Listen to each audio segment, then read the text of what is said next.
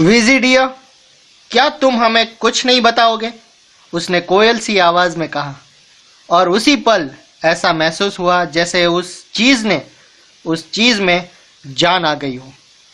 ये बोर्ड के ऊपर वाले लेफ्ट कॉर्नर की तरफ दौड़ ली और अपनी आगे वाली टांग के सहारे हाँ, यस, वो शब्द के आजू बाजू मंडराने लगी। फिर वो इधर उधर इतनी तेजी से भागने लगी कि मैंने इसके पीछे पीछे नजर बनाए रखने की कोशिश करना छोड़ ही दिया।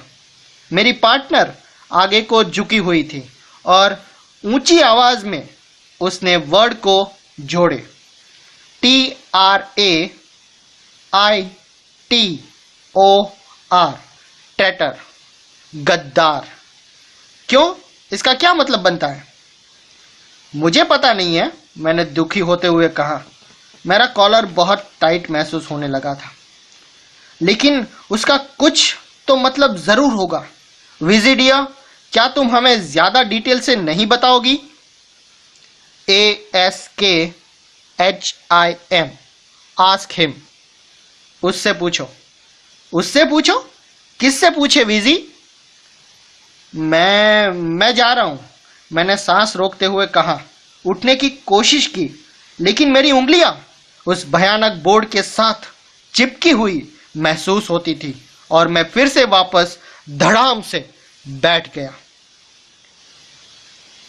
क्लियर रूप से मिस हिंकल ने मेरे विरोध को नहीं सुना था। वो चीज पहले से भी ज्यादा तेजी से घूम रही थी और वो यानी कि मिस हिंकल मैसेज को साइलेंटली, खामोशी से पढ़ती जा रही थी। उसकी आईब्रो लहरियादार बनी हुई थी और उसकी हल्की ब्लू आईज में एक हंट्रेस, एक शिकारिन वाली चमक भरी हुई थी। अरे वो तो कह रही कि तुम हो मिस्टर हैलॉक। वो क्या कहना चाहती है? वीजी, क्या तुम हमें नहीं बताओगी कि कौन बोल रहा है? मैं कर्रा उठा, लेकिन वो अटल बोर्ड शब्द जोड़ करता रहा। मुझे शब्द जोड़ करने से हमेशा नफरत रही थी। मिस हिंकल फिर से उसके पीछे नजर घुमाते हुए जोर से बोलती जा रही थी। HELEN, Helen. उसने अपनी आवाज को ऊंचा उठाया जिससे कि ये कमरे के दूसरे एंड पर सुनाई दे सकती थी। लवीनिया डिया, क्या तुम हेलन नाम की किसी औरत को जानती हो? किस नाम से? मैंने तुम्हारी आवाज सुनाई नहीं दे पा रही हूं। और मेरी वाइफ बुक क्लब्स वाली चेयर के बीच में से चलती हुई हमारे पास आ गई। जानते हो, बहुत ही अजीब बात हो गई है, उसने एक्साइट होते हुए धीमी आवाज में कहा। मिसेस हंट और मिसेस स्प्रिंकल वाले विजी बोर्ड के माध्यम से कोई औरत जॉन के साथ बात करने की कोशिश कर रही थी। हेलन नाम की कोई औरत। क्या क्या ये अजीब नहीं लगता? क्या अजीब नहीं लगता? मिस हिंकल भद्दे ढंग से मुस्कुराने लगी। कोई औरत जो अपना नाम हेलन बता रही है, अभी अभी यहां तुम्हारे हस्बैंड को बुला रही थी। लेकिन हम हेलन नाम की किसी औरत को नहीं जानते। लवीनिया रुक गई और अपनी भींची हुई आंखों से मुझे देखने लगी, घूरने लगी। बहुत कुछ उसी तरह जैसे उसने पहली शाम को लाइब्रेरी में देखा था।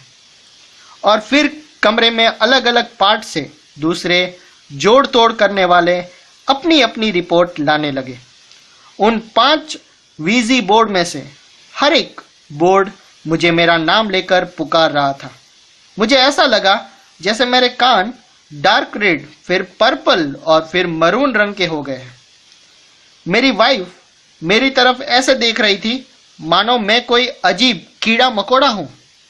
वीजी बोर्ड की चीख और बातचीत की फुसफुसाहट ऊंची और ऊंची होती गई और फिर मुझे मेरा चेहरा उस इडियट वाली हंसी जैसा महसूस होने लगा। मैंने अपने टेढ़े हुए नक्श को सीधा करने की कोशिश की ताकि मेरा चेहरा एक साधारण इंसान के चेहरे जैसा लगे। मैंने कोशिश की और क्या वो कुछ छुपाता हुआ नहीं लग रहा है, मिस हिंकल ने कहा। और फिर मैं उठ खड़ा हुआ और कमरे से भाग लिया, यानी कि कमरे से बाहर चला गया। मैं नहीं जानता कि वो पार्टी कैसे खत्म हुई होगी, मैं जानना भी नहीं चाहता हूँ।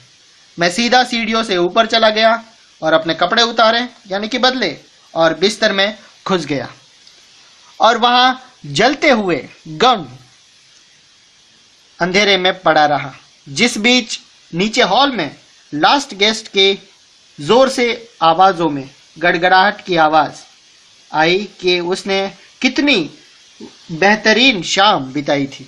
मैं वहां पड़ा रहा और इस बीच उस गेस्ट के जाने के बाद बाहर वाले दरवाजे के बंद होने की आवाज आई और लवीनिया के कदम सीढ़ियों से ऊपर को आते हुए सुनाई दिए और मेरे वाले दरवाजे के पास से निकलकर उसके आगे वाले गेस्ट रूम की तरफ वो बढ़ गई। और फिर मानो 1-2 सेंचुरीज यानी बहुत लंबा टाइम गुजर जाने के बाद घड़ी में 3 बजने की आवाज आई और मैं सोते सोते सो गया। नेक्स्ट मॉर्निंग नाश्ते के टेबल के ऊपर वहां मेरी वाइफ का कोई निशान नहीं था। मैंने ये सोचा कि वो शायद देर तक सो रही होगी, लेकिन पूछने पर ग्लडोलिया ने सिर्फ अपना सिर हिला दिया, कुछ बड़बड़ाया और अपनी आंखों की सफेदियां ऊपर छत की तरफ घुमाई। मुझे खुशी हुई जब खाना खत्म हुआ और जल्दी से लाइब्रेरी में चला गया उस कहानी पर एक और कोशिश करने के लिए कि मैं उसे लिख सकूं। मैंने मुश्किल से ही डेस्क पर अपनी जगह ली थी जब दरवाजे पर एक दस्तक हुई और इसके नीचे से कागज की एक सफेद पर्ची सरक आई। मैंने उसे खोला और पढ़ने लगा। डियर जॉन, मैं वापस अपनी दादी के पास जा रही हूँ। मेरा लॉयर तुमसे बाद में बात करेगा। ओह, मैं रोता हुआ चिल्लाया, ओह काश मैं मर गया होता। और बिल्कुल ऐसा ही है जो तुम्हें होना चाहिए, कमरे के दूसरे एंड से उस भयानक आवाज ने कहा। मैं अचानक उठकर बैठ गया। उस लेटर की चोट की वजह से मैं एक कुर्सी में धंस गया, यानी बैठ गया। फिर मैं दोबारा उसमें जा गिरा और मेरे बाल मेरे सर की चोटी पर एक घनी कंटीली जाड़ी बनकर खड़े हो गए।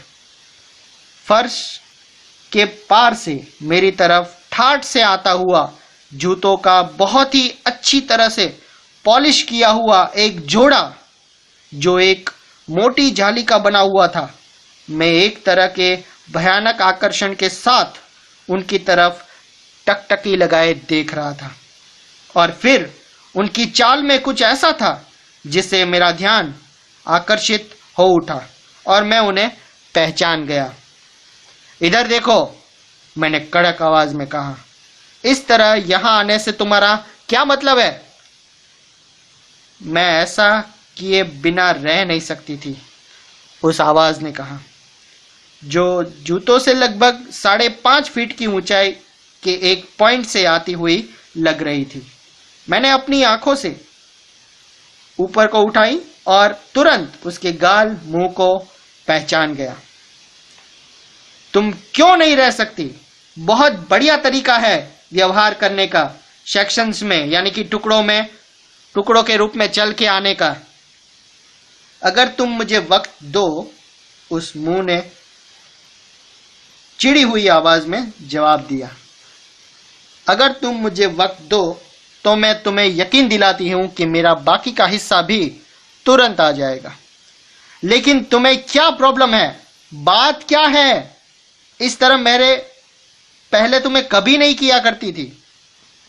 ऐसा लगता था कि मानो एक जोरदार कोशिश करने के लिए उसे कुछ चुभो दिया गया हो, क्योंकि उसकी मछली जैसी आंख का एक हिस्सा और उसकी नाक का हिस्सा सिरा उतने अचानक देखने लगे कि इससे मैं उछल पड़ा। यह सब तुम्हारी गलती है, वो मेरी तरफ गुस्से से देखने लगी, जिस बीच उसके बाल और उसके वुलन स्कर्ट धीरे धीरे फॉर्म होने लगी थी रूप धारण करने लगी थी। माई फॉल्ट, मेरा दोष, मेरी गलती? Of course. तुम किस तरह एक औरत को पूरी रात भर काम करते रख सकते हो और फिर उससे ये उम्मीद कर सकते हो कि अगले दिन वो अपनी सभी एबिलिटीज को बनाए रखे? मैं इतनी ज्यादा थक गई हूं कि पूरा रूप नहीं ले सकती हूं। तो फिर तुमने आने का कष्ट क्यों किया? क्यों आई हो तुम यहां? क्योंकि मुझे यह पूछने के लिए भेजा गया है कि तुम्हारी वाइफ उस वीजी बोर्ड से कब छुटकारा पाने जा रही है। मुझे किस तरह पता हो सकता है? मैं भगवान से यही चाहता हूं कि मैंने तुम्हें कभी देखा ही ना होता, मैंने चिल्लाते हुए कहा। देखो तुमने क्या कर दिया है। तुमने मुझसे मेरी वाइफ छीन ली, तुमने मुझसे मेरा घर छीन लिया और मेरी खुशी भी छीन ली। तुमने, हाँ सिर्फ तुमने। मिस्टर हैलॉक, बाहर हॉल में से एक आवाज आई। मिस्टर हैलॉक, मैं नौकरी छोड़ने जा रही हूं। मुझे जादू टोने ये सब पसंद नहीं है। और वो कदम पीछे को हट गए। तुमने मुझसे मेरी कुक भी छीन ली। मैं यहां गाली खाने नहीं आई थी, भूत ने रूखे ढंग से कहा। मैं। और फिर दरवाजा खुला और लवीनिया की एंट्री की। उसने ब्राउन कलर का हैट और कोट पहन रखे थे, जिन्हें पहनकर वो पहले ट्रैवल करती है, और एक सूटकेस उठाया हुआ था जिसने उसे फर्श के ऊपर रख दिया। सूटकेस में एक फाइनलिटी का अंदाज था और इसका ताला मेरी तरफ गुस्ताखी से बुरी नजर के साथ देख रहा था। मैं असामान्य फुर्ती के साथ चेयर में से उछल पड़ा और जंप लगाकर अपनी वाइफ के सामने खड़ा हो गया। मुझे उससे उस भयानक भूत को छिपाना था, किसी भी हालत में। उसने मेरी तरफ ना देखा, यह भगवान का शुक्रिया है। मेरे पीछे की तरफ लेकिन अपनी घायल टकटकी वेस्ट बास्केट पर टिका रखी थी उसने, मानो इसमें से कुछ भयानक सीक्रेट्स निकालना चाहती थी। मैं तुम्हें यह बताने के लिए आई हूं कि मैं जा रही हूं, उसने बड़ी बेरुखी के साथ तेजी से कहा।